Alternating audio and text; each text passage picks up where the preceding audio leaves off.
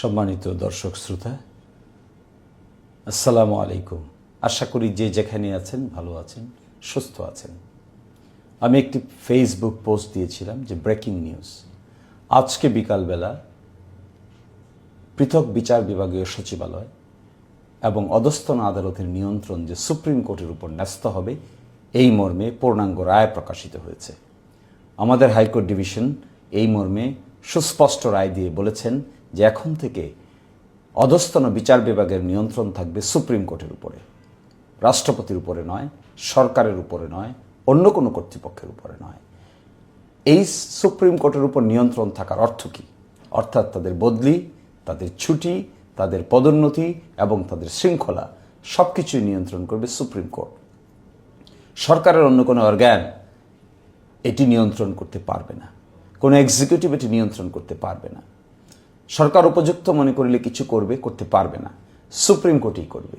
এবং supreme court করার জন্য এটিকে পৃথক বিচার বিভাগীয় সচিবালয় দরকার। এই জন্য অন্তর্বর্তীকালীন সরকার পৃথক বিচার বিভাগীয় সচিবালয় তৈরি করেছিলেন, কারণ এই কাজগুলো করতে গেলে সাচিবিক এবং দাপ্তরিক সহযোগিতা ছাড়া করা সম্ভব নয়। এবং এভাবে পৃথক বিচার বিভাগীয় সচিবালয় প্রতিষ্ঠিত হয়েছে।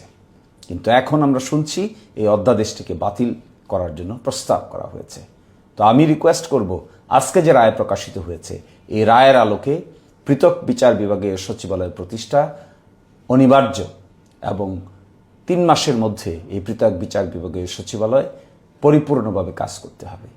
তখন এই রায় প্রকাশ হয় নাই যখন এই অধ্যাদেশ জারি করা হয়েছিল, তারপরে অধ্যাদেশের আলোকে উদ্যোগ নেওয়া হয়েছে। আর আপনারা এখন এটিকে ধ্বংস করতে চাচ্ছেন, এটি সঠিক পদক্ষেপ নিচ্ছেন না। আজকের রায়ের প্রতি আমরা মনে করি পার্লামেন্ট বলেন, সরকার বলেন, আপনারা শ্রদ্ধা দেখাবেন, সম্মান দেখাবেন। আদালতের প্রতি আপনাদের সম্মান থাকবে, শ্রদ্ধা থাকবে। এই সম্মান শ্রদ্ধাকে সামনে নিয়ে আপনারা সুপ্রিম কোর্টের উপর অধস্তন বিচার বিভাগের সকল দায় দায়িত্ব ন্যস্ত করবেন। রাষ্ট্রপতির উপরেও নয়, আপনাদের উপরেও নয়। পৃথক এই বিচার বিভাগীয় সচিবালয় কিংবা বিচার বিভাগ থাকাটা একটি আধুনিক উন্নত রাষ্ট্রের জন্য অনিবার্য। আপনারা এখানে হাত দিবেন না, দয়া করে আপনারা এই স্কিমটাকে নষ্ট করবেন না, দয়া করে ক্ষমতার অপব্যবহার করবেন না। বিচারকদেরকে স্বাধীনভাবে কাজ করতে দিবেন। আর বিচারকরা যদি কেউ স্বেচ্ছাচারী হয়ে ওঠেন, কেউ যদি আইন ভঙ্গ করেন, তাহলে আচরণবিধি অনুযায়ী বিচারকদের বিরুদ্ধেও শৃঙ্খলা বিধানের ভঙ্গ করলে সুপ্রিম কোর্ট তাদের বিরুদ্ধে উপযুক্ত শাস্তির ব্যবস্থা করবেন। কাউকে মনস্টার হতে দিবেন না, এটি সুপ্রিম কোর্টের দায়িত্ব। কিন্তু সেই দায়িত্ব সরকারের নয়, সেই দায়িত্ব পার্লামেন্টের নয়, সেই দায়িত্ব অন্য কোনো বডির নয়, সেই দায়িত্ব রাষ্ট্রপতির নয়। আমাদের রাষ্ট্রপতিকে যদি এই দায়িত্ব দেওয়া হয়, তাহলে তার পক্ষে এটি পালন করেন হলো আইন মন্ত্রণালয়। সেজন্য আপনারা কোনো খবরদারি করবেন না, এই রায়কে মেনে নেবেন, রায়কে ফয়েল করবেন না।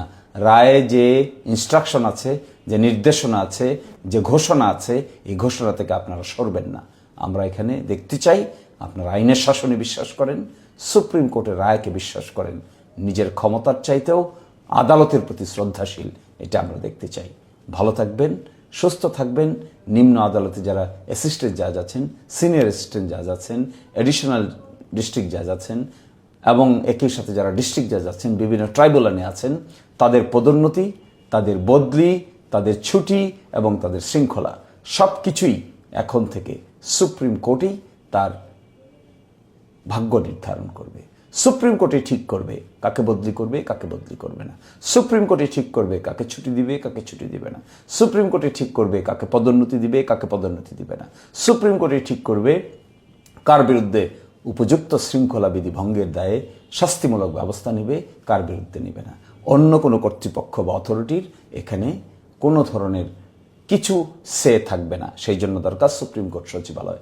সচিবালয় আপলিফ্ট করবেন, হাইকোর্টের রায়ের প্রতি শ্রদ্ধা প্রদর্শন করবেন, ক্ষমতার দম্ভ দেখাবেন না, এই আমাদের প্রত্যাশা। আজকের এই রায়কে সকলেই সকল জায়গা থেকে মেনে নেবেন। ধন্যবাদ সবাইকে।